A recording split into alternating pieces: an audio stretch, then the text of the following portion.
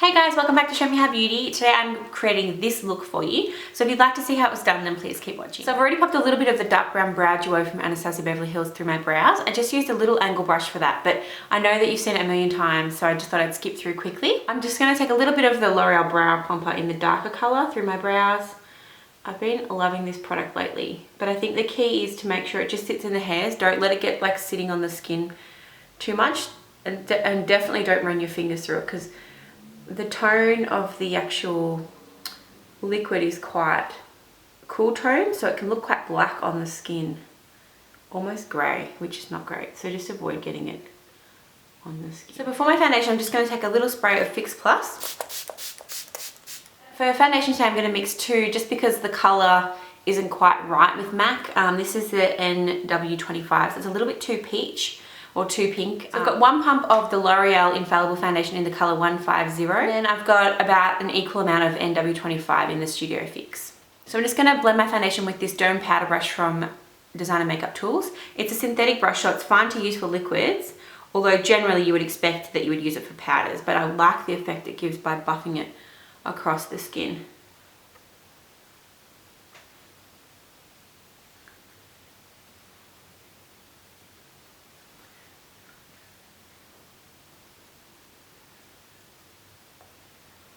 I usually take a little bit over my eyes, which can sometimes be my downfall because I am quite sensitive to sunscreen and a lot of foundations have sunscreen in them. So next I'm taking MAC's Soft Ochre Paint Pot as an eyeshadow base. I'm just going to take that all over the base and sort of spread it up towards the eyebrow. It's just going to help even the colour of the lids, and also help all of our other eyeshadows and products to last.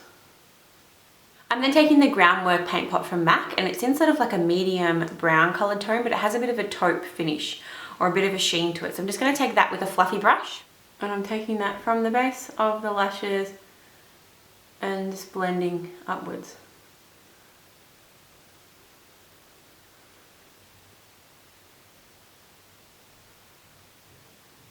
Taking a little bit of that just right on the tip of the brush and going to rub it under the eye.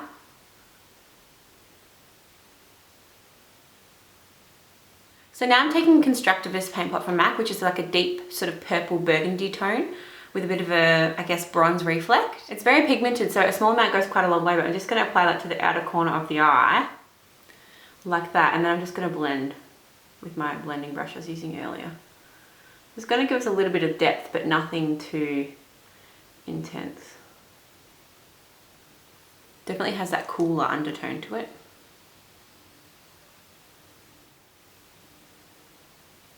I'm just spreading that along just near the lashes as well. If you take just a small amount on your brush, you can actually just use it to blend by just sort of patting. I'm also taking a little bit of that just at the corner there under the lash line. Just going to take a little clean brush and just sort of blend the edge. Probably won't do a massive amount because they're already sort of set, but just to tidy up a little bit where needed. So I'm taking this eyeshadow from Make Up For Ever in the colour 562, and it's like this beautiful sort of taupe bronze shimmery colour. It's really pretty. It's sort of hard to say, I guess, the exact colour of it, because depending on what you put it over, it changes a little bit. Apply with a brush, it can go on sort of quite glittery, but apply with your finger, it looks sort of quite metallic and sheen like. Just taking that flat shader brush from earlier, picking up a tinsy bit, I'm just going to run them underneath the eye. Taking my blending brush, I'm just going to blend a little bit, especially the top edge of that shimmer. For concealer today, I'm using the Urban Decay Naked Skin Concealer in the colour Medium Neutral. I'm just going to take that under the eyes.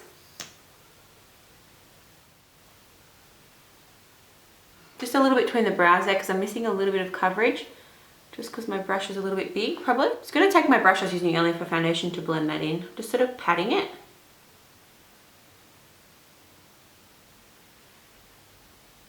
And then just make sure your fingers are clean. So.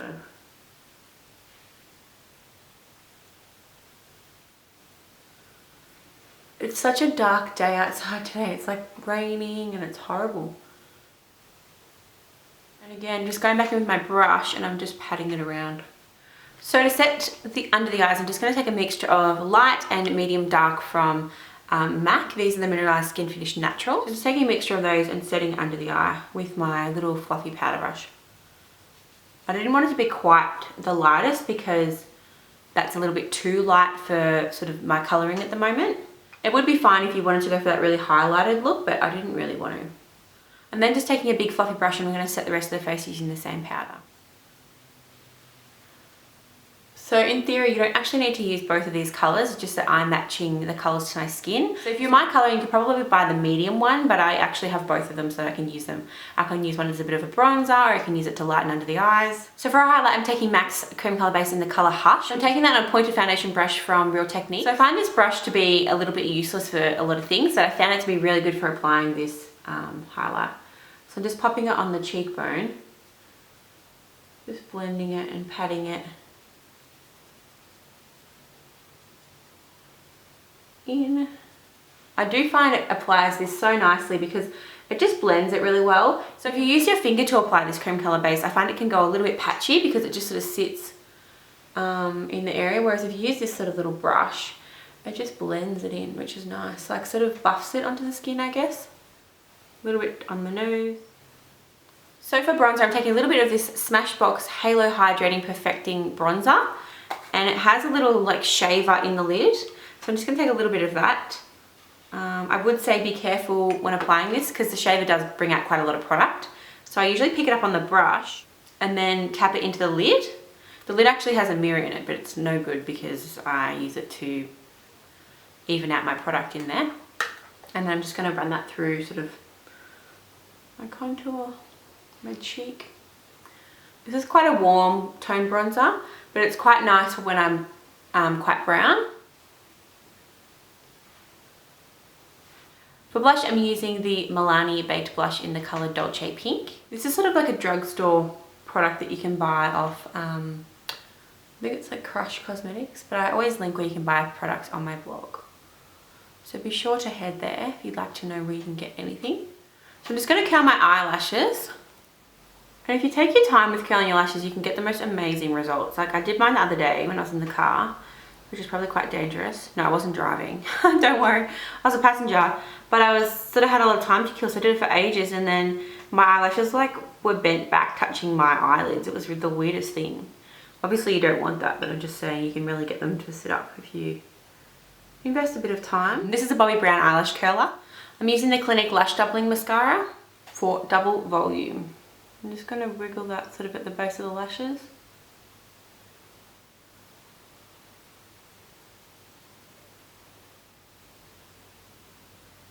So if you wanted to go for more of a subtle natural effect or something that's a little bit more, I guess, low-key, it's still quite like glowy and definitely like eye-catching, but not as over the top. You could definitely leave it here. And with this sort of look, I would go with this ointment, lip ointment from Lanolips. It's in the colour Rose, and it's quite a pretty one, like that neutral sort of glossy lip.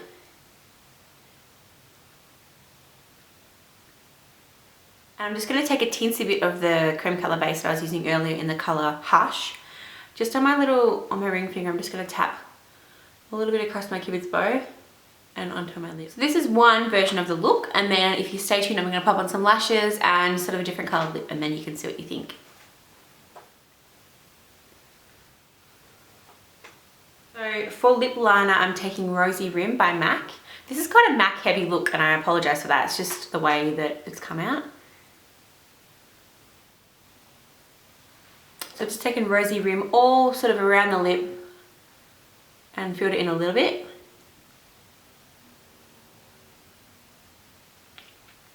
And just sort of squeeze it together. You could actually wear the look like this actually, because I love that lip colour. But I have another option that I was thinking. So the lipstick I was thinking for this look is Bobbi Brown's Rich Lip colour in the number 38 Taffetta. So finally, I'm just going to pop on some lashes. These are the House of Lashes Noir Fairy Lash. I actually worn these lashes before, so they should apply a lot more easily than if you wore them sort of straight from the packet. So once your lashes are on, I'm just going to take a little bit of black eyeliner and trace my top waterline.